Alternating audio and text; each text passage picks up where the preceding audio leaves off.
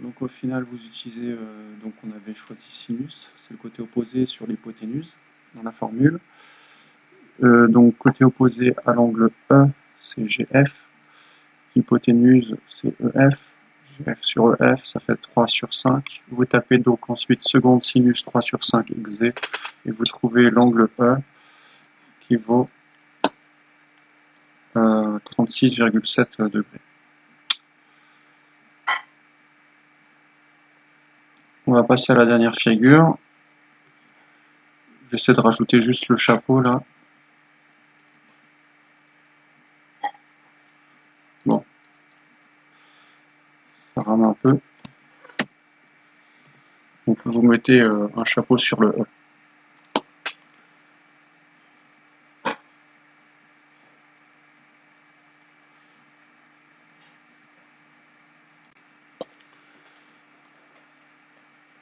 Pour la dernière figure, on va voir si vous avez compris. Donc c'est le même principe que pour la deuxième. Vous devez repérer de quel angle est-ce qu'on parle. On parle ici de deux angles, l'angle T et l'angle R.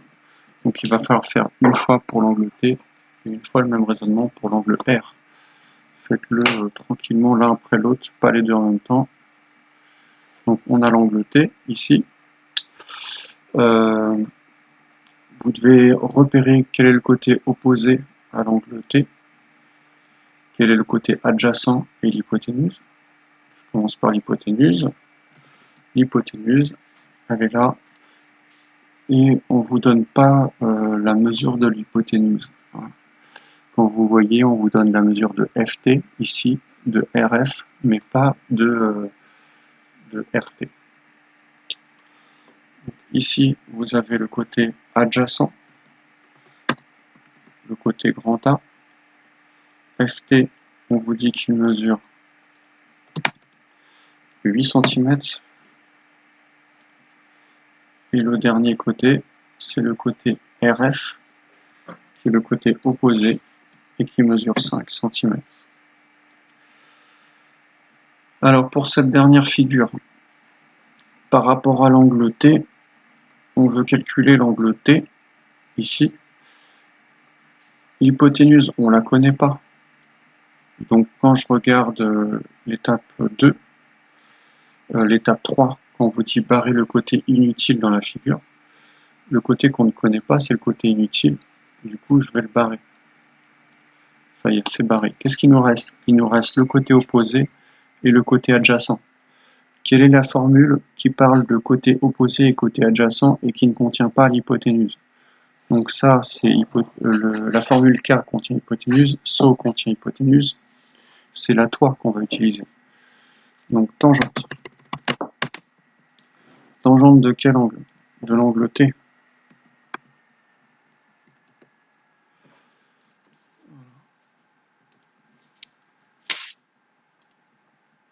Ah ça y est, j'ai enfin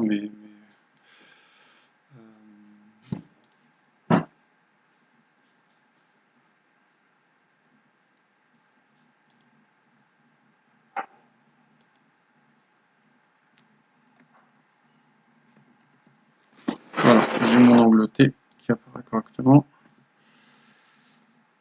Ma tangente, sa définition, c'est côté opposé à l'angle T sur côté adjacent à l'angle T. Ici, vous remplacez par les lettres. Donc c'est RF sur FT.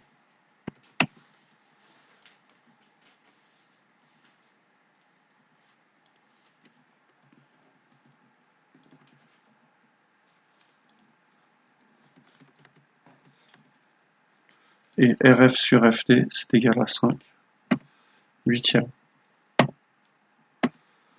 Vous tapez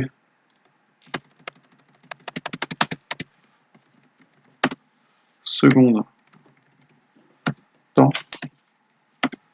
5 sur 8, exé, et ça vous donne la mesure de l'angle. donc 32 degrés.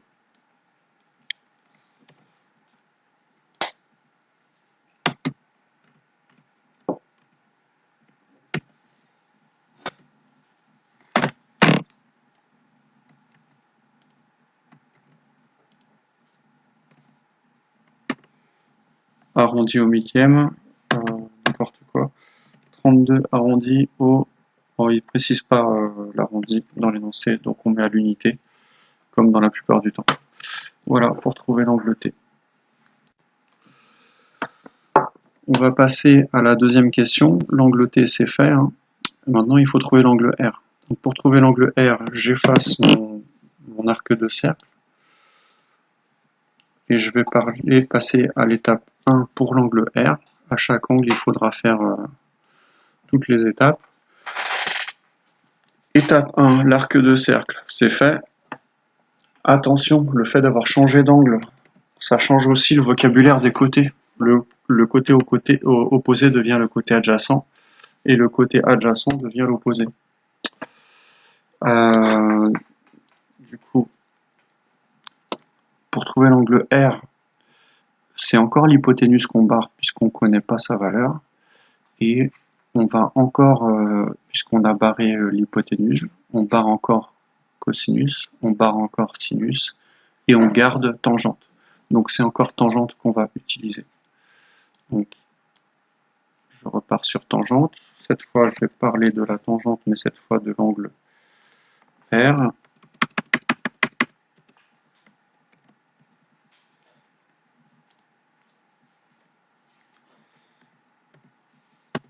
R, voilà. La formule de la tangente, ça ne change pas, c'est toujours côté opposé sur adjacent. Par contre, attention, le côté opposé, il a changé, c'est plus RF, mais FT. Et le côté adjacent, c'est plus FT, c'est FR. Voilà. Du coup, la formule, c'est plus 5 sur 8, mais c'est l'inverse, c'est 8 cinquième. Et quand vous tapez,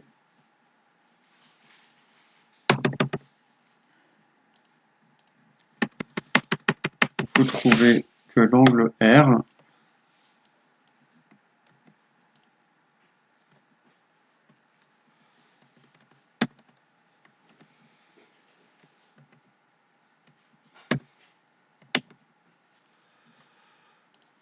mesure, vous tapez sur la calculatrice,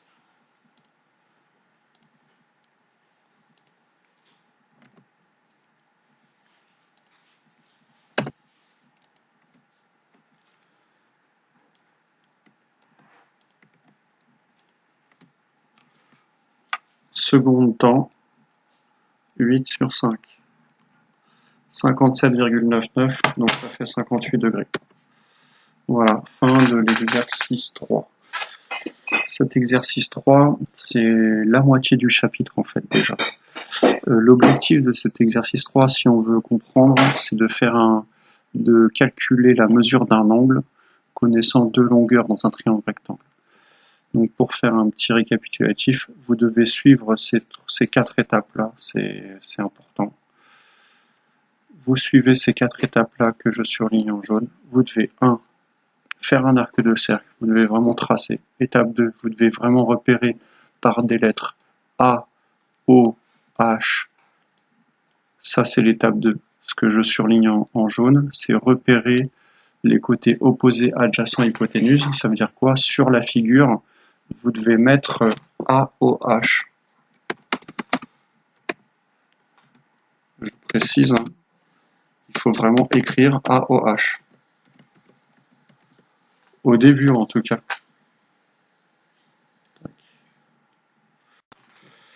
Donc, après l'étape 2, vous avez repéré AOH, puis vous barrez le côté inutile dans la figure, puis dans la formule. Et après, quand vous avez ça, vous pouvez commencer à écrire. Quand je dis écrire, c'est écrire ça. Écrire les formules. Sinus de l'angle A, cosinus, selon ce que vous avez choisi. Après, vous tapez sur la calculatrice, puis à la fin, vous avez votre angle. Notez que là, je ne l'ai pas rédigé parfaitement. en principe, au début, il faut toujours écrire dans le triangle rectangle. Et puis vous précisez le nom du triangle rectangle. Si vous n'avez pas cette partie-là écrite, c'est comme si dans Pythagore vous n'écriviez pas dans le triangle rectangle, vous perdez des points. Il faut absolument écrire dans le triangle rectangle, dans la partie j'écris. Voilà, j'espère que c'est clair. Si c'est pas forcément facile en vidéo, mais bon, vous pouvez toujours poser des questions sur Pronote, je vous répondrai.